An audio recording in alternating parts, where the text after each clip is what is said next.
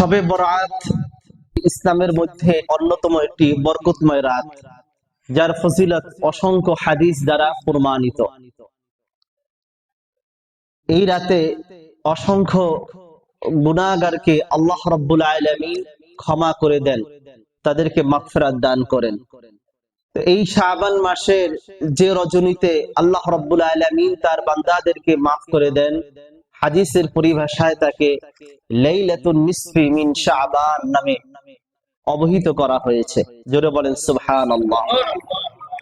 কিন্তু বড় দুঃখের বিষয় হলো যে আমাদের এই উপমহাদেশে কিছু ব্যক্তি আছে যারা নামধারী লা মাযহাবী,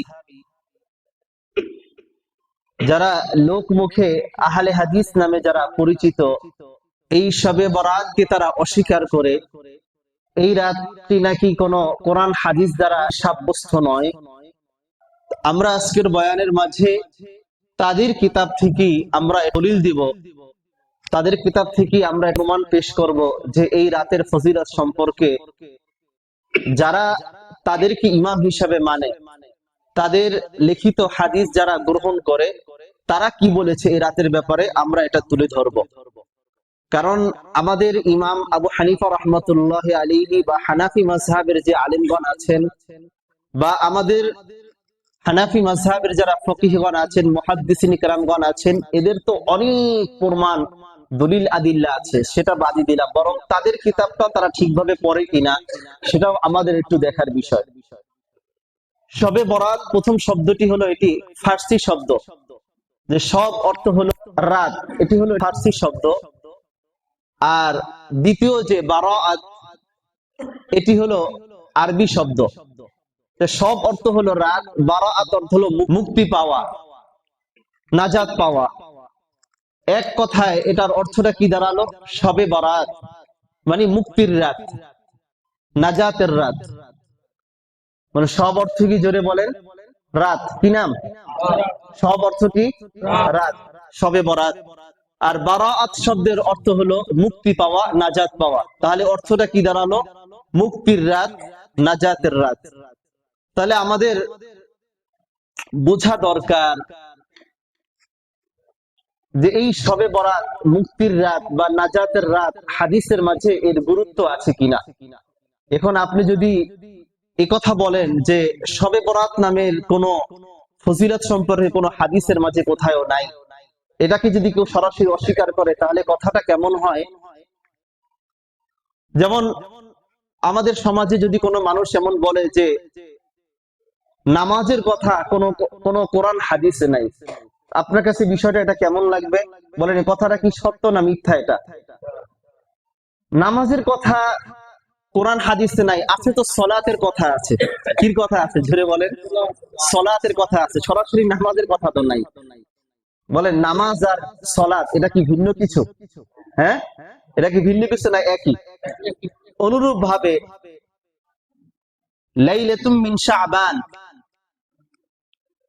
শাবান মাসের অর্ধ রজনী, এটাও যেটা, আর শবে বরাত যেটা, এটাও সেটাই, একই। এটা এই জন্য ভিন্ন কোনো কিছুই নয়। তো এখন কোন ব্যক্তি যদি নামাজকে অস্বীকার করে, তার যেমন অবস্থা হবে, যদি বলে যে নামাজের কথা কোরআন হাদিসে নাই, সলাতের কথা আছে, তা আমরা তাকে বলবো যে শবে বরাতের কথা কোরআন হাদিসে নাই, কিন্তু শবে বরাতকে যে রাতকে কেন্দ্র করে এই রাতের নামকরণ করা হয়েছে, ওই রাতের ফজিলতের বিষয় কোরআন হাদিসের ভিতরে রেফারেন্সের অভাব নাই, দলিল আদিল্লার অভাব নাই। কিন্তু আমাদের কিছু দুঃখের বিষয় হলো, এই শবে বরাতকে কেন্দ্র করে অনেক মানুষ আছে খুব বাড়াবাড়ি করে, আবার অনেক মানুষ আছে খুব সীমা লঙ্ঘন করে।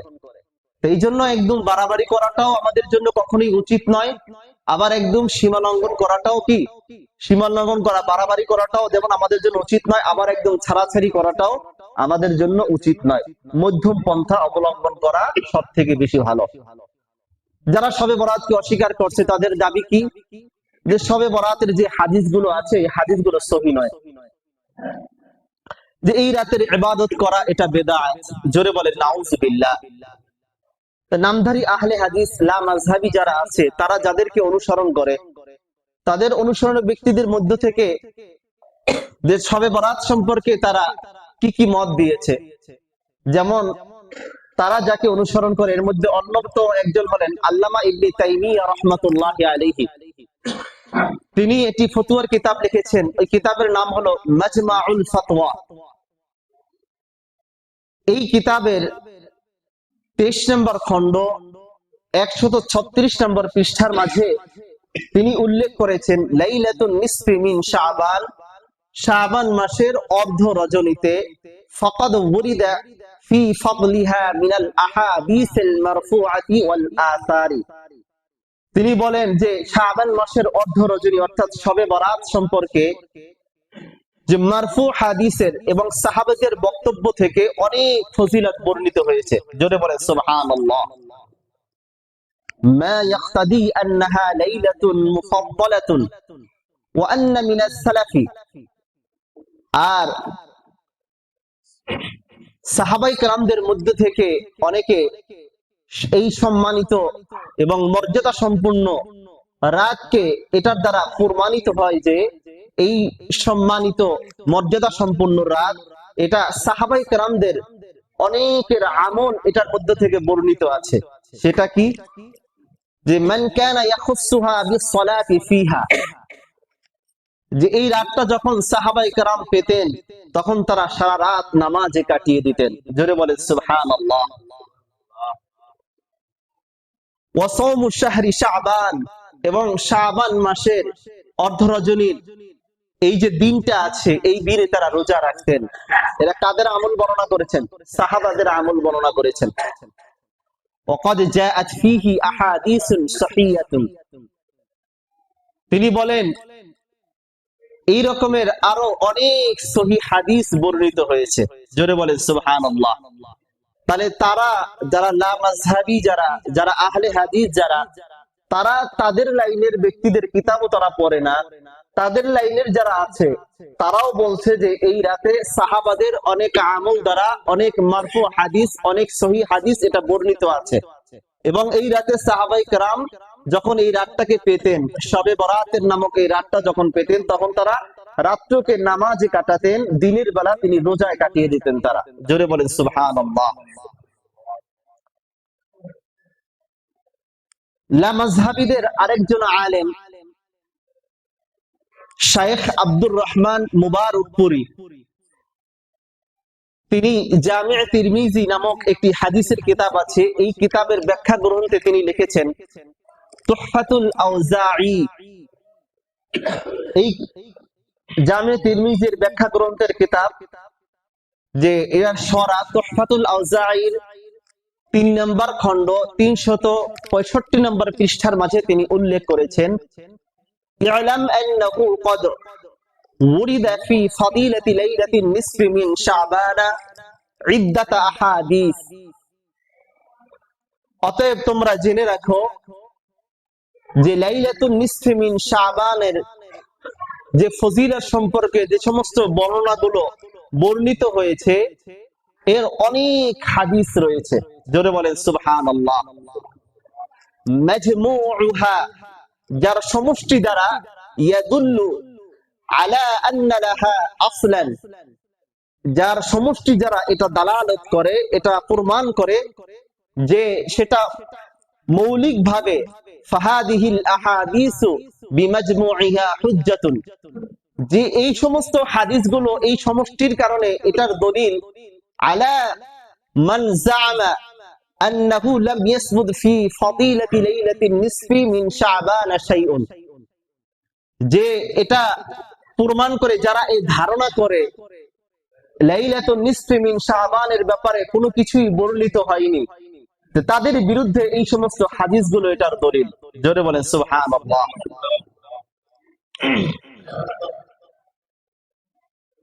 তাহলে তারা তাদের লাইনের যে ব্যক্তি আছে তাদের কিতাবটাও তারা পড়ে না। আমরা তো অনেক সময় বিভ্রান্ত হই, হুজুর আমরা যাব কোথায়?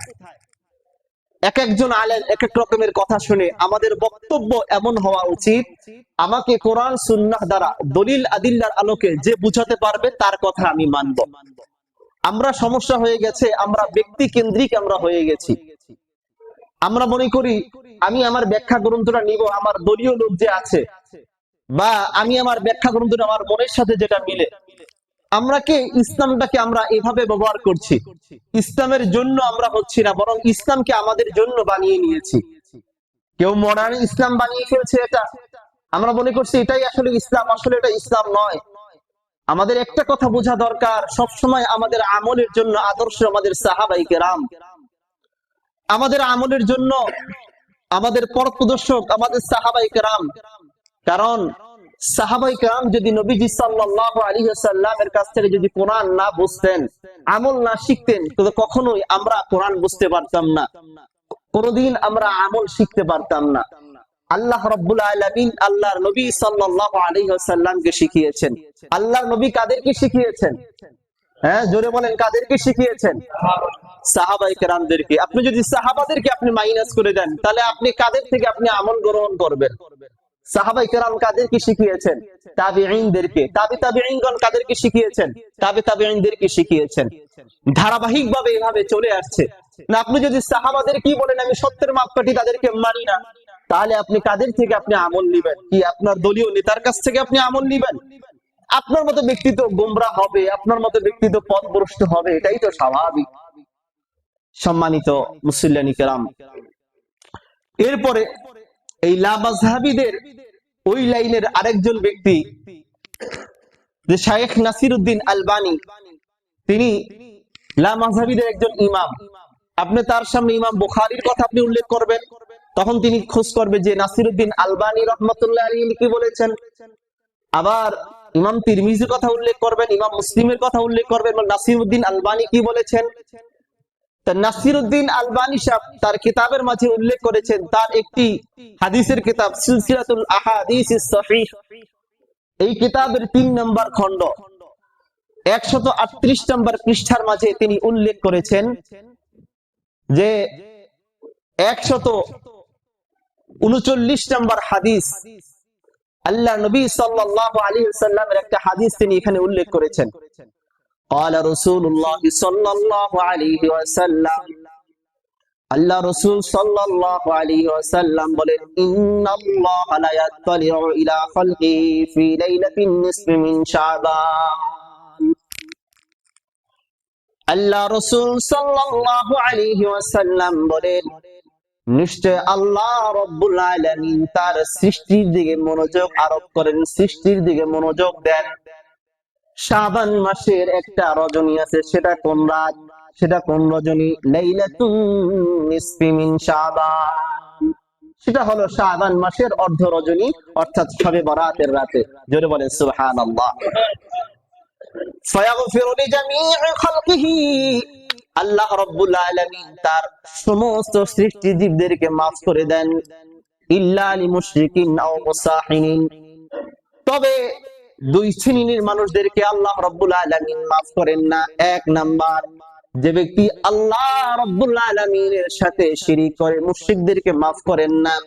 2 নাম্বার, যে বিদ্বেষ পোষণ করে, ওই বিদ্বেষ পোষণকারীকে আল্লাহ রাব্বুল আলামিন maaf করেন না।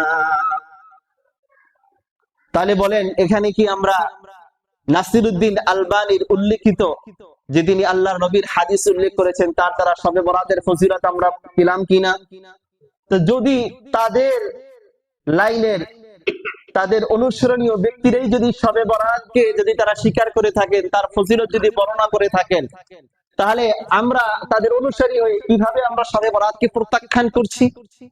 তার মানে এটার অর্থ এটা দাঁড়ায় যে আপনারা আপনাদের লাইনের যে ব্যক্তিরা আছে তাদের কিতাবটাও আপনারা পড়েন না। এই সমস্ত বানাউট কথাবার্তা বলে, অমূলক কথাবার্তা বলে, কাল্পনিক কথাবার্তা বলে মানুষের মাঝে এটা দ্বীনের খিদমত করছেন না, বরং দ্বীনের নামে বিভ্রান্তি ছড়াচ্ছেন। কথা বলেন ঠিক কিনা?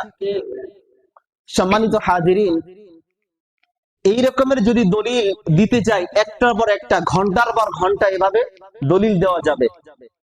আমরা জানবো যে এই শবে বরাতের কি কি ফজিলত আছে।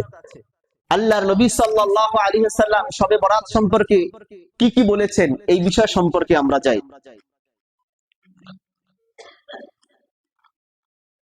সুনানে ইবনে মাজার 139 নম্বর হাদিস, এই হাদিসটি বর্ণনা করেছেন হযরত আবু মুসা আশআরী রাদিয়াল্লাহু তাআলা আনহু।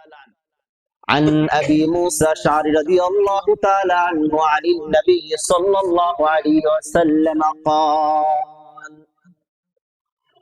হযরত আবু মুসা আশআরী রাদিয়াল্লাহু তাআলা আনহু থেকে বর্ণিত, তিনি আল্লাহর রাসূল সাল্লাল্লাহু আলাইহি ওয়াসাল্লাম থেকে তিনি বর্ণনা করেন, আল্লাহর নবী সাল্লাল্লাহু আলাইহি ওয়াসাল্লাম বলেন, ইন্নাল্লাহা লা ইয়াত্তালিউ ফি লাইলাতিন নিসফি মিন শাবান ফায়াগফিরু লিজামি'i খালকিহি ইল্লা মুশরিকিন আও মুসাহিনিন ইল্লা লিমুশরিকিন আও মুসাহিনিন। আল্লাহর নবী বলেন, নিশ্চয়ই আল্লাহ রাব্বুল আলামিন শাবান মাসের অর্ধ রজনীতে, এই রাতে আল্লাহ রাব্বুল আলামিন বিশেষ বান্দাদের প্রতি একটা দৃষ্টি দেন, বিশেষ একটা মনোযোগ দেন। রব্বে করিম তার সব সৃষ্টি জীবকে মাফ করে দেন, তবে মুশরিক ছাড়া, যে অন্যের উপর বিদ্বেষ পোষণ করে তাকে ছাড়া।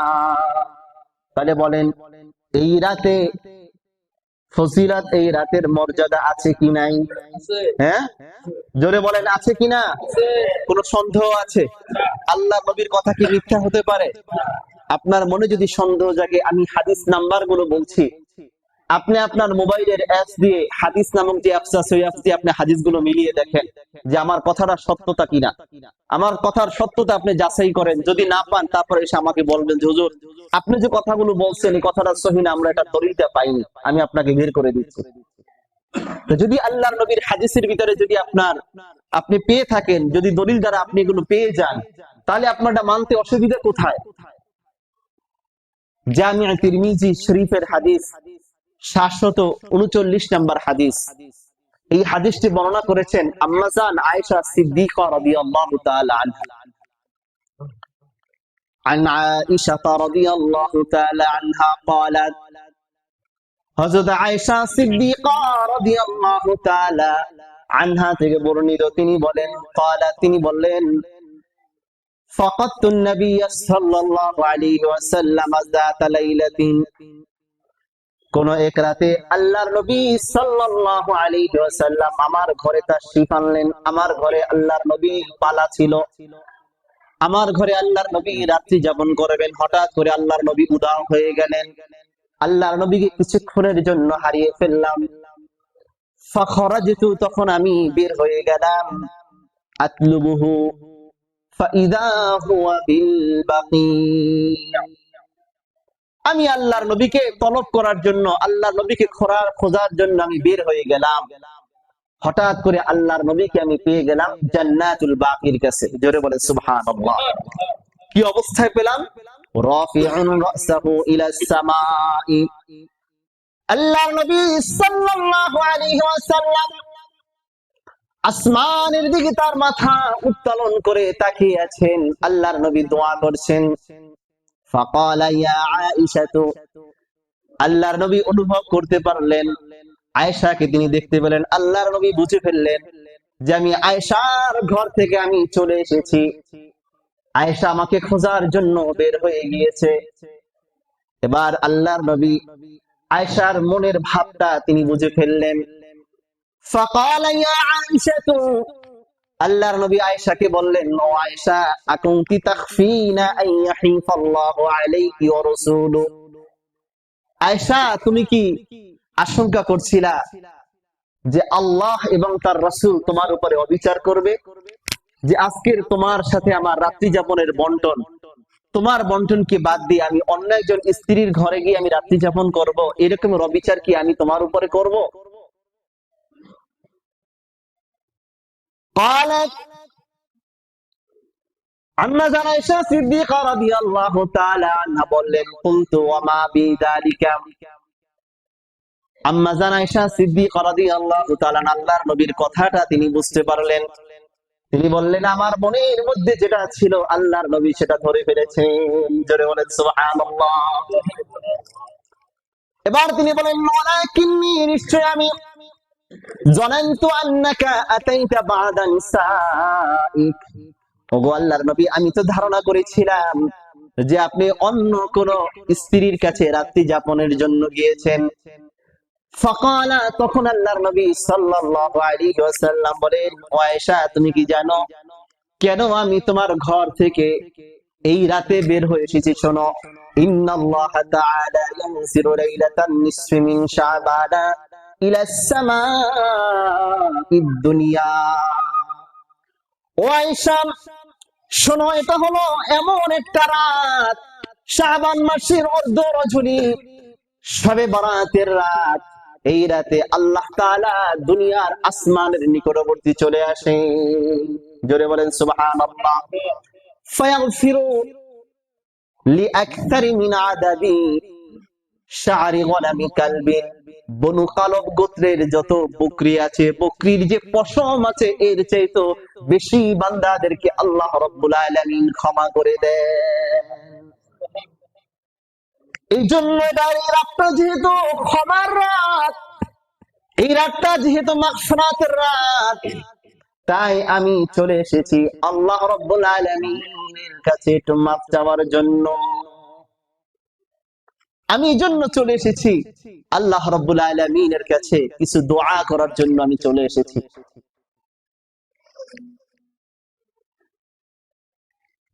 এরপর শবে বরাতের আর কি ফজিলত আছে? সুনান ইবনে মাজাহ 1388 নম্বর হাদিস।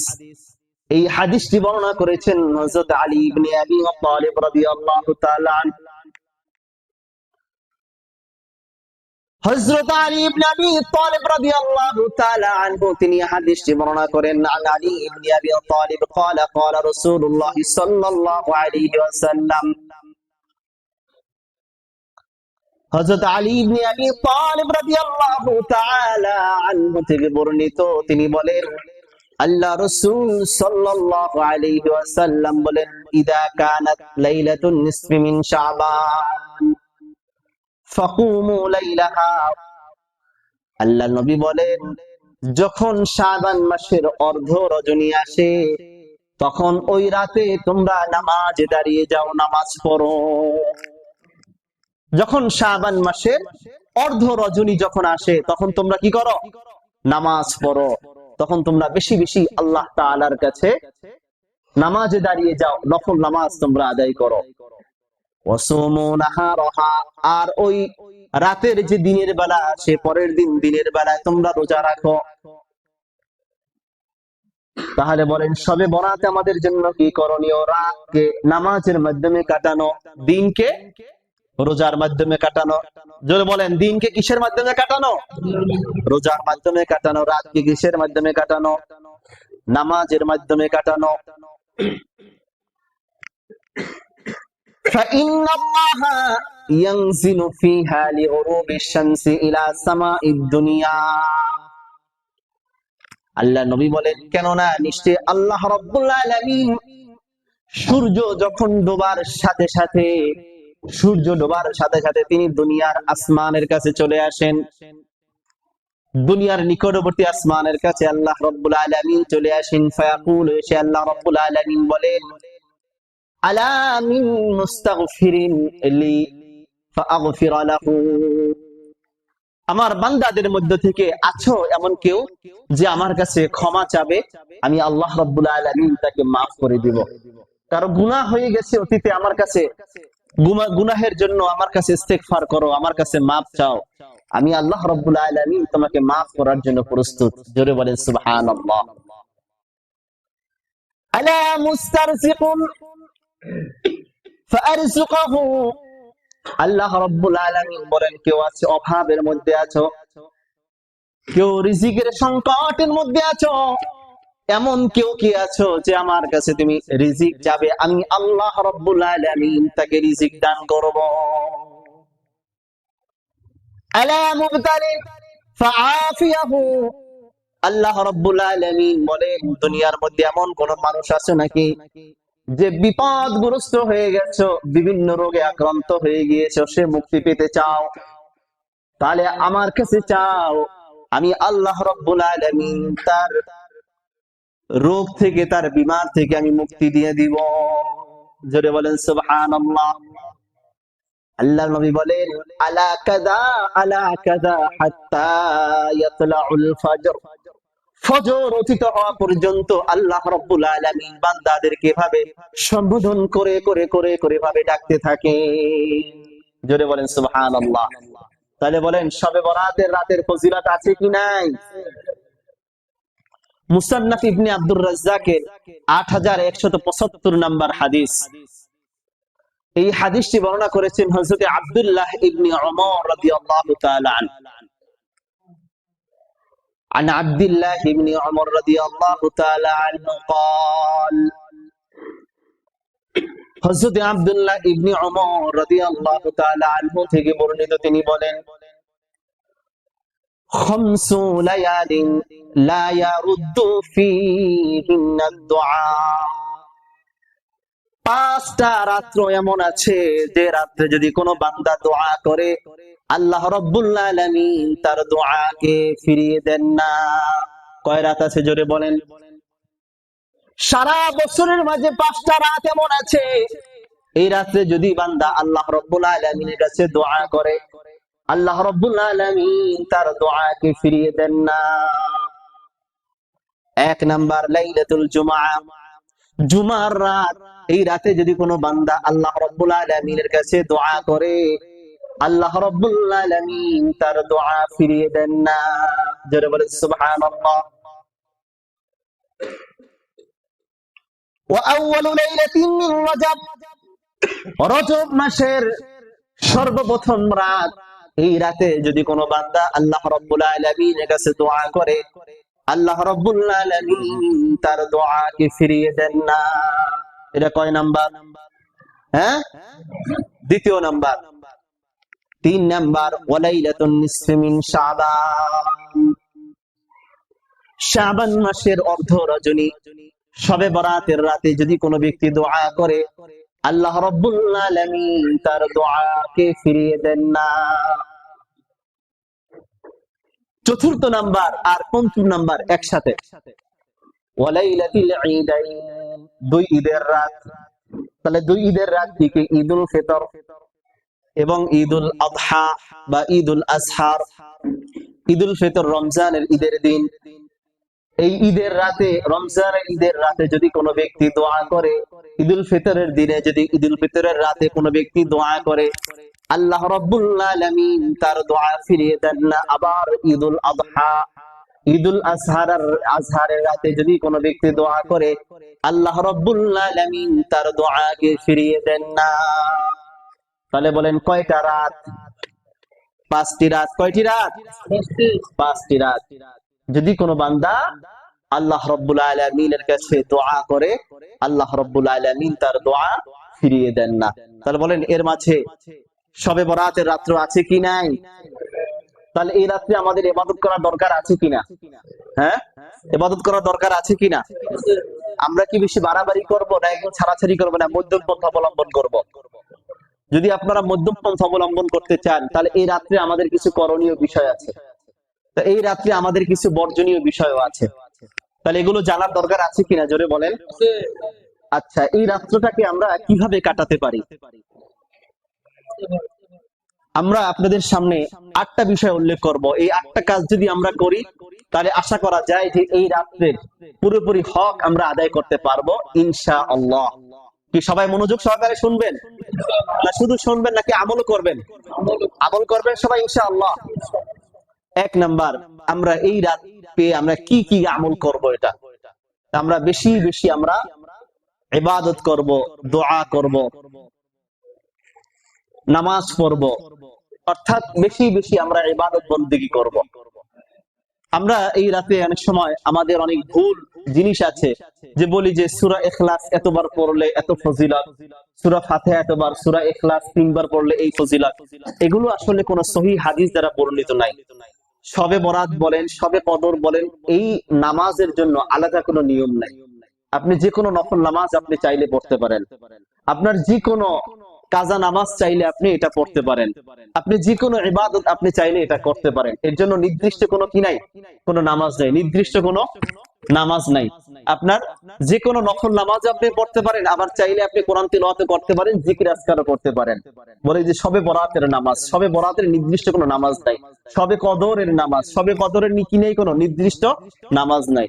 কিন্তু আপনি যদি ওই সময় নফল নামাজ পড়েন, সবে বরাতের যে ফজিলতপূর্ণ, ওই সময়ের যে ফজিলতপূর্ণ যে নামাজ আছে, ওই নামাজটাই আপনার আদায় হবে। যেন আপনি যদি তাহাজ্জুদের সময় যদি আপনি নফল নামাজ পড়েন, আপনি তাহাজ্জুদের নিয়ত আপনি করলেন না, কিন্তু কি করলেন, আপনি নফল নামাজ পড়লেন। নফল নামাজ পড়লে ওটা আপনার তাহাজ্জুদের নামাজই আপনার হয়ে যাবে। আওয়াবিলের সময় যদি আপনি আওয়াবিলের নিয়ত আপনি করলেন, আপনি নফল নামাজের নিয়ত করলেন, আমি 2 রাকাত নফল নামাজ আদায় করছি, আওয়াবিলের যে ফজিলত, ওই ফজিলত আপনি পেয়ে যাবেন। এটা ইশরাকের সময় আপনি ইশরাকের নিয়ত আপনি করলেন, আমি 2 রাকাত নফল নামাজ আমি পড়ছি, এই নিয়ত আপনি করলেন, তাহলে ইশরাক পড়ার যে সওয়াব, ওই সওয়াব আপনার আমলনামায় হয়ে যাবে। ইশরাকের নামাজ পড়ার যে সওয়াব, ওটা আপনার আমলনামায় এসে যাবে। তো এই জন্য কি আপনি যদি বারাতের রাতে, শবে বরাতের রাতে যদি আপনি নফল নামাজ পড়েন, আমি 2 রাকাত নফল নামাজ আদায় করছি, তাহলে শবে বরাতের রাতে নফল নামাজ পড়ার যে সওয়াব, এই সওয়াব কি আপনার আমলনামায় চলে আসবে। তাহলে তাহলে এই রাতটা আমরা ইবাদতের মাধ্যমে কাটাবো, সেটা যে কোনো ইবাদত হতে পারে। বলেন, ইবাদতের জন্য বিশেষ কোনো পদ্ধতি আছে, বিশেষ কোনো তরিকা আছে? সূরা ইখলাস 3 বার পড়তে হবে, সূরা কদর 5 বার 7 বার পড়লে, এগুলো কি সব? এগুলো কোনো হাদিস দ্বারা বর্ণিত নয় এগুলো। এরপরে দ্বিতীয় নাম্বার, সুযোগ হলে কবরস্থানে আমরা গমন করে আমাদের মুরব্বিয়ান কিরাম যারা আছেন, ওনাদের জন্য মাগফিরাতের দোয়া করব আমরা। এখানে আমরা অনেক সময় অনেক বাড়াবাড়ি করি, কবরস্থানে যাই, মোমবাতি দেই, আগরবাতি দেই। তাহলে এই সমস্ত জিনিস দেওয়া, আপনি যদি শত আপনার মোমবাতি দেন, আগরবাতি দেন, এতে কি কবর যিনি শায়িত আছেন, এতে কোনো লাভ আছে তার? জোরে বলেন। বরং এটা তো অর্থের অপচয়। আগরবাতি এগুলো বেদাত, এগুলো করা যাবে না, আগরবাতি দেওয়া যাবে না, ফুল সজ্জা দেওয়া যাবে না। বরং আপনি তার কবরের কাছে গেলে আপনি একবার দুরূদ শরীফ পড়েন, এটা আপনার কবর যিনি যিনি এখানে আছেন, শায়িত আছেন, মরহুমের জন্য, মরহুমার জন্য এটা ফায়দাজনক। কবরের উপরে ফুলের তোড়া দিয়ে, তারপরে ফুলের মালা দিয়ে, আগরবাতি দিয়ে, মোমবাতি দিয়ে কোনো লাভ নাই এটা, বরং এটা আরো গুনাহের কাজ, বরং এটা আরো বেদাত। যে আপনি যদি যান, আপনি 7 বার সূরা ফাতিহা পড়েন, 3 বার এই আয়াতুল কুরসি পড়েন, আপনি সূরা ইখলাস পড়েন, সূরা ইয়াসিন পাঠ করেন, কয়েকবার দুরূদ শরীফ পড়েন, এগুলো পড়লে আপনার এটা লাভ আছে। এই জন্য কবরের কাছে যদি যান, তাহলে কি করবেন, এই আমলগুলো করবেন ইনশাআল্লাহ। কোন বেদাতি কর্মকাণ্ড করা যাবে না। আমরা কি করি, সুযোগ হলে আমরা মাজারে যাই। ভাই, আপনি মাজারে যাবেন, ঠিক আছে, কিন্তু ওই রাতে মাজারে যাওয়া একটা ইবাদত মনে করা, এটা কি বেদাত। আপনি যে কোনো কবরের কাছে যেতে পারেন, মাজারে যাওয়ার জন্য কি নাই, কোনো বিশেষ কোনো ফজিলত নাই। এটা আপনি যেতে পারেন, মাজারে যাওয়াটা তো নাজায়েজ নয়, বরং মাজারে গিয়ে শিরকের সাথে লিপ্ত হওয়াটা, এটা হলো নাজায়েজ। আপনি যদি যান, কবর জিয়ারত করেন, এটা কোনো অসুবিধা নাই, এটা কোনো সমস্যা নাই, আপনি চাইলে যে কোনো কবর আপনি জিয়ারত করতে পারেন। এরপরে 3 নাম্বার, শবে বরাতের পরদিন আমরা যে রাত্রটা অতিবাহিত, ওই রাত্রে এর পরের দিনটা আমরা রোজা হিসাবে কাটাবো ইনশাআল্লাহ। তাহলে পরের দিন রোজা রাখা, এটা হলো কি নফল রোজা। এই নফল রোজাটা ইনশাআল্লাহ আমরা কাটাবো। এটা ফতোয়ায়ে হিন্দিয়াতে এটা উল্লেখ আছে যে উৎসাহমূলক যে রোজাগুলো আছে, সেটা হলো কয়েক প্রকার উৎসাহমূলক রোজা, যাতে মানুষের রোজা রাখার, ইবাদত করার আগ্রহ বাড়ে। এর ভিতরে সর্বপ্রথম হলো মুহররমের রোজা, এরপরে রজবের রোজা এবং শাবানের রোজা, অর্থাৎ এই শবে বরাতের রোজা। তাহলে এই রোজাগুলো রাখা ইনশাআল্লাহ, এতে আমলের আগ্রহ বাড়ে। চতুর্থ নাম্বার, তওবা করা। এই রাত্রটা পেলে আমরা তওবা করব। তওবা কাকে বলে? আমরা তো সবাই পড়ি, গুনাহ হয়ে গেলে আস্তাগফিরুল্লাহ আস্তাগফিরুল্লাহ পড়বে, এটার নাম আসলে খালি তওবা নয়। এটা তবে এটা পড়তে হবে। তবে এটার সাথে সাথে আমাদের দিলেরও কিছু খালেস, কিছু তামান্না আছে, আমাদের দিলের কিছু করণীয় আছে, এটাও আমাদের সাথে সাথে করতে হবে। তওবার সাথে 1 নাম্বার হলো যে আমাদের পিছনের যে কৃত পাপের জন্য আমরা তওবা করছি, এই পাপের জন্য আমাদের অনুতপ্ত হওয়া। দ্বিতীয় নাম্বার, ভবিষ্যতে আর এই রকমের পাপের কাজ আর করব না, এই রকমের প্রতিজ্ঞা করা, দিলের ভিতরে এমন ইরাদা করা যে এই রকমের পাপ কাজ কখনোই করব না। তাহলে বলেন, 1 নাম্বার কি, কৃত পাপের জন্য লজ্জিত হওয়া, অনুতপ্ত হওয়া, যে আল্লাহ আমার দ্বারা এই গুনাহটা হয়ে গেছে, আল্লাহ আপনি আমাকে মাফ করে দেন। সাথে সাথে এই গুনার কাজ আর করব না, এটার জন্য কি দিলে দৃঢ় এরকমের বিশ্বাস স্থাপন করা, দৃঢ় বিশ্বাস স্থাপন করা যে আল্লাহ, দৃঢ় সংকল্প করা যে আল্লাহ আর কখনোই এরকমের গুনাহের কাজ আর কখনোই করব না। এরপরে তৃতীয় নাম্বার, যদি বান্দার হক নষ্ট করে থাকলে তা আদায় করা। যদি কোনো বান্দার হক যদি আপনি নষ্ট করে থাকেন, বান্দার হক আদায় করে দেওয়া, এটার নাম হলো তওবা। আপনি অন্যের হক নষ্ট করে আপনি যত তওবা করেন, কাবাগরের গিলাফ ধরে যদি আপনি ঝুলে থাকেন, আল্লাহ তাআলা আপনাকে মাফ করবেন না। কারণ আল্লাহর যেটা হক, এটা যদি আপনি নষ্ট করেন, নামাজ পড়লেন না, ঠিকভাবে পড়তে পারলেন, আল্লাহর কাছে মাফ চাইলে আল্লাহ তাআলা এটা মাফ করে দেবেন। কিন্তু বান্দার হক আপনি নষ্ট করলেন, যতক্ষণ পর্যন্ত বান্দা মাফ না করবেন, আল্লাহ রাব্বুল আলামিন ততক্ষণ পর্যন্ত মাফ করবেন না। এরপরে চতুর্থ নাম্বার, কোন ফরজ বা ওয়াজিব যদি ছুটে গিয়ে থাকে, তাহলে মাসআলা অনুযায়ী ওগুলোর কাজা আদায় করার চেষ্টা করা, কাজা আদায় করে নেওয়া। তাহলে আমরা তওবা করব খালিস দিলে। এরপরে পঞ্চম নাম্বার, কোরআন কারীম তেলাওয়াত করা, দুরূদ শরীফ পড়া, জিকির আজকার করা। ষষ্ঠ নাম্বার, বেশি বেশি দোয়া করা।